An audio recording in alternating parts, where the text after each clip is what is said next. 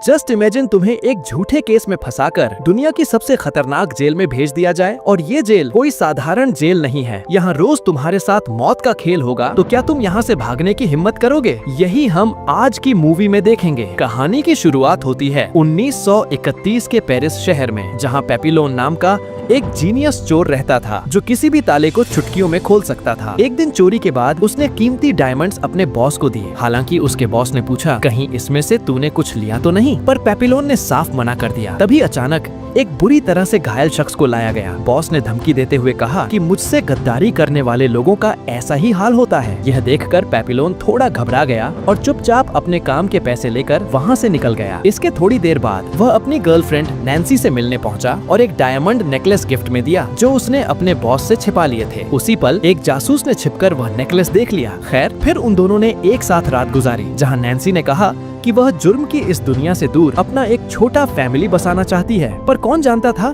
कि अगले ही पल उनके साथ क्या होने वाला है। सुबह होते ही अचानक उनके घर पुलिस आ गई और उन्होंने पेपिलोन पर उसी आदमी के कत्ल का इल्जाम लगाया, जिसे कल रात बॉस के आदमियों ने बेरहमी से पीटा था। पेपिलोन ने उन्हें समझाने की काफी कोशिश की, मैंने कुछ भी नहीं किया, लेकिन पुलिस वाले उसे जबरदस्ती गिरफ्तार करके ले गए। अब जल्द ही पेपिलोन को समझ आ गया कि उसे फंसाया जा रहा है और पुलिस वाले भी इसमें शामिल हैं, इसीलिए उसे इस जेल से भागना ही होगा। इसके बाद पेपिलोन ने जेल में पहुंचकर जस्टिन नाम के एक कैदी से दोस्ती की। जस्टिन ने उसे बताया कि यहाँ से भागने के लिए बहुत सारे पैसे लगेंगे भाई। फिर उसने डेगा नाम के कैदी की तरफ इशारा करके कहा कि यह बंदा तेरी हेल्प कर सकता है। असल में डेगा के पास बहुत पैसा था, लेकिन फिर एक दिन वह नकली नोट छापते पकड़ा गया। अगली सुबह सभी कैदियों को शिप के जरिए पीनल कॉलोनी नाम की एक जेल में भेज दिया गया। अब रात को पेपिलोन ने डेगा के पास जाकर उसे एक ऑफर दिया और कहा कि मैं पैसों के बदले में जेल में तुम्हारी सुरक्षा कर सकता हूँ, लेकिन डेगा ने उसका ऑफर ठुकरा दिया। उसी रात सोते समय डेगा ने देखा कि किसी कैदी ने उसके बगल में सो रहे कैदी का बेरहमी से कत्ल कर दिया, क्योंकि उसने अपने जेब में पैसे छुपा रखे थे। यह देखकर डेगा की रूह तक कांप गई और वह सुबह को पेपिलोन की डील के लिए राजी हो गया। डील के अकॉर्डिंग पेपिलोन डेगा की सुरक्षा सिर्फ तब तक करेगा जब तक वह जेल नहीं पहुँच जाते। दरअसल डेगा पेपिलोन के साथ जेल से भागना नहीं चाहता था, क्योंकि उसे अपनी पत्नी पर पूरा भरोसा था कि उसे वह जल्द ही छुड़ा लेगी। हालांकि रात होते ही वह हत्यारा वापस लौट आया। इस बार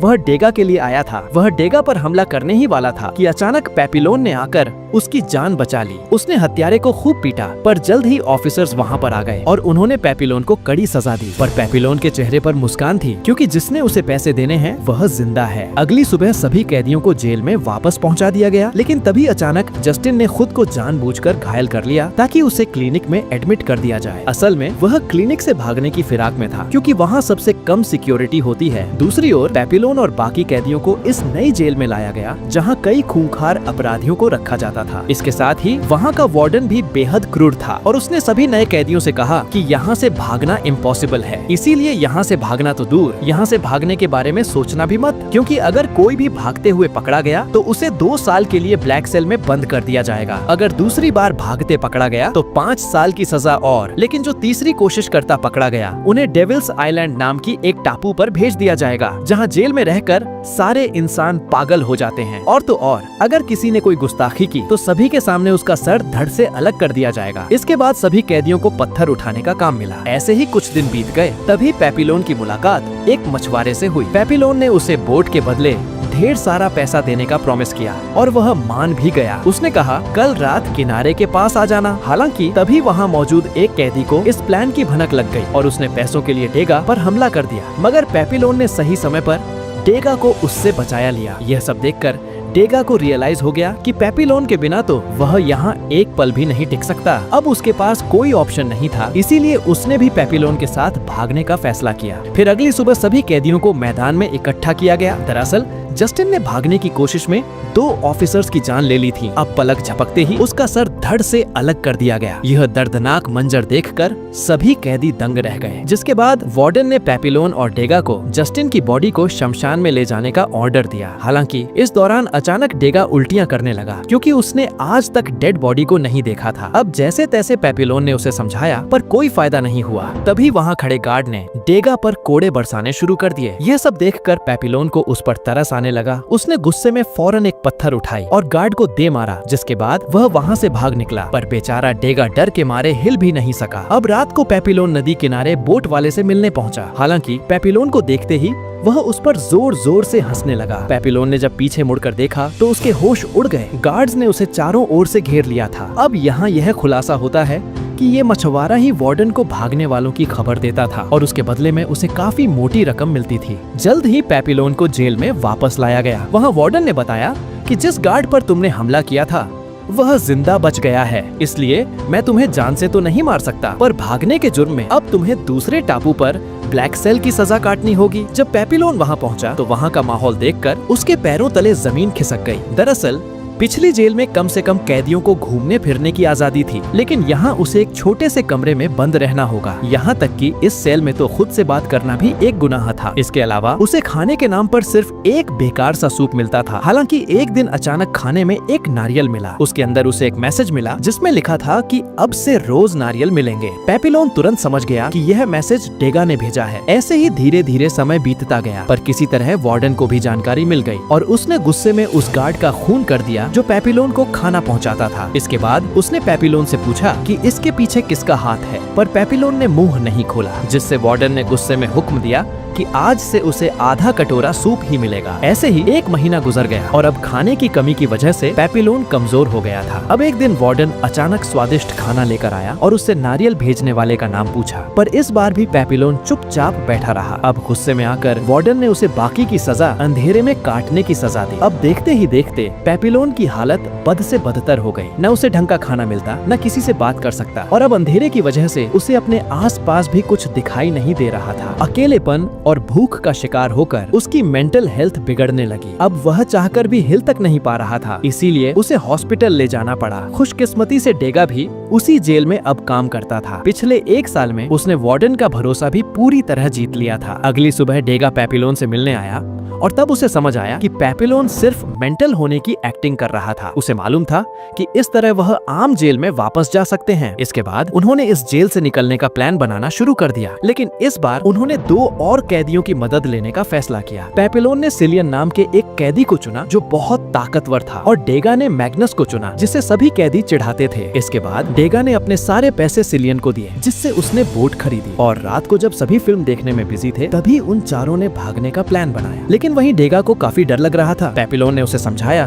कि यही हमारा आखिरी चांस है। डेगा ने हिम्मत जुटाई और प्लान के अकॉर्डिंग फिल्म में बिजी ऑफिसर्स को शराब देने पहुंचा। उसने होशियारी से शराब में नशे की गोली मिला दी और फिर मेन गेट की चाबी चुराने के मौके का इंतजार करने लगा। वहीं उधर पेपिलोन भी बाकी साथियों के साथ डेगा का वेट कर रहा था, मगर बदकिस्मती से अचानक बारिश शुरू हो गई, जिससे लाइट भी कट गई। सिलियन ने कहा, यह मौका हमें अपने हाथ से गंवाना नहीं चाहिए, पर पेपिलोन अपने दोस्त डेगा को छोड़कर नहीं भागना चाहता था। तभी अचानक डेगा उसी पल चाबियां लेकर आ गया और फिर उन्होंने फौरन अंधेरे का फायदा उठाकर दरवाजा खोला और आखिरकार जेल से फरार हो गए। हालांकि भागते भागते रास्ता खत्म हो गया और अब नदी किनारे पहुंचने के लिए उन्हें नीचे कूदना पड़ेगा। पेपिलोन, सिलियन और मैग्नस ने फौरन जंप लगा दी, पर इससे पहले कि डेगा कूदता अचानक लाइट वापस आ गई। इससे डेगा हड़बड़ा के सीधा नीचे गिर पड़ा। अब वह चलने की हालत में नहीं था, इसीलिए सिलियन ने कहा कि हमें डेगा को छोड़कर आगे बढ़ना चाहिए, लेकिन पेपिलोन जाएगा तो अपने दोस्तों के साथ ही। उसने घायल डेगा को उठाया और जल्द ही किनारे तक पहुंच गए, जहां एक बोट तैयार खड़ी थी। वह चारों बिना समय गंवाए